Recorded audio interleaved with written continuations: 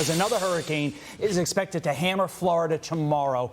White House Press Secretary Karine Jean-Pierre clashing with our very own Peter Doocy over federal aid for victims of Hurricane Helene. Watch.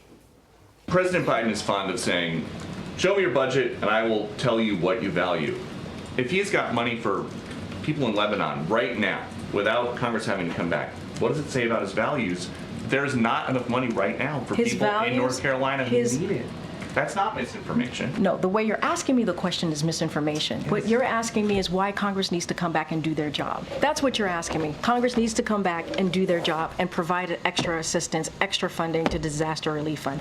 That's what Congress needs to do, and we're going to continue to urge that. You may not want that, but that's okay. That's what this president wants, and that's what the vice president wants. Thanks, everybody. Well, Jack Brewer lives in Florida, now helping some of the hardest hit areas by Hurricane Helene as Milton approaches.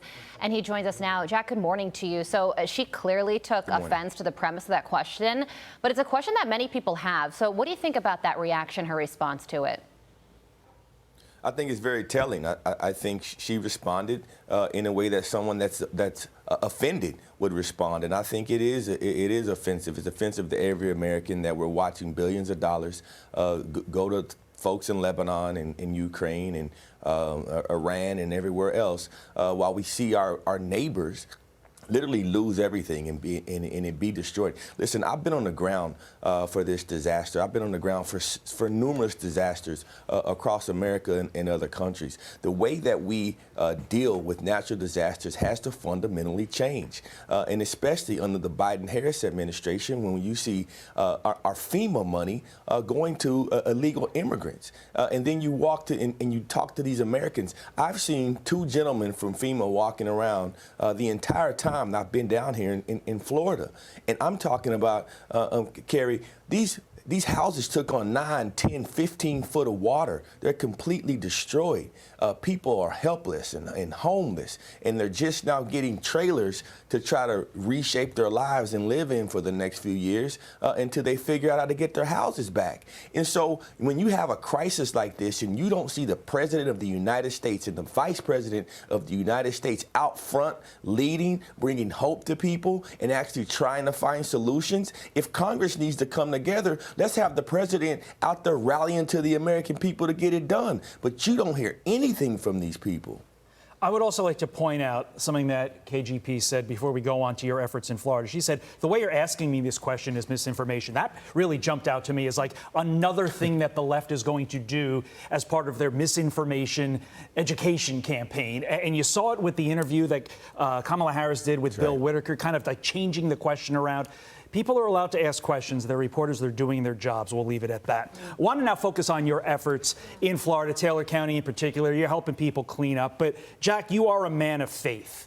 What do you say to your fellow Floridians as, one, they pick up pieces following the devastation of Hurricane Helene, and they get ready for what's worse, what's going to be worse in Hurricane Milton? You know, I made a series of phone calls last night when we started to realize that we're looking at a hurricane Category 5 coming our way, and I called the county sheriff's office. I called the disaster relief centers there in Taylor County and also Levy County, and I just told them we're coming.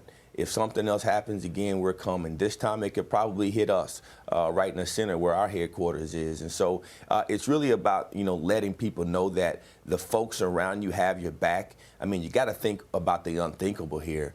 We literally saw 20-foot storm surges coming off the coast in the last hurricane. And now as this one builds, it looks like it's going right for the Tampa area, which, no one has seen a hurricane this strong in our lifetime in those areas. And so we really have to get prepared. And I think it's just about letting the folks know that we'll be there. But more importantly, that people evacuate that are able to evacuate. If you see right now, Governor DeSantis just started one of the largest evacuations in the history of the United States. Right. People are lining up and getting out of there. And that's really what it takes. It takes common sense, really preparing. And I think the state of Florida does this better than anyone in the United States of America.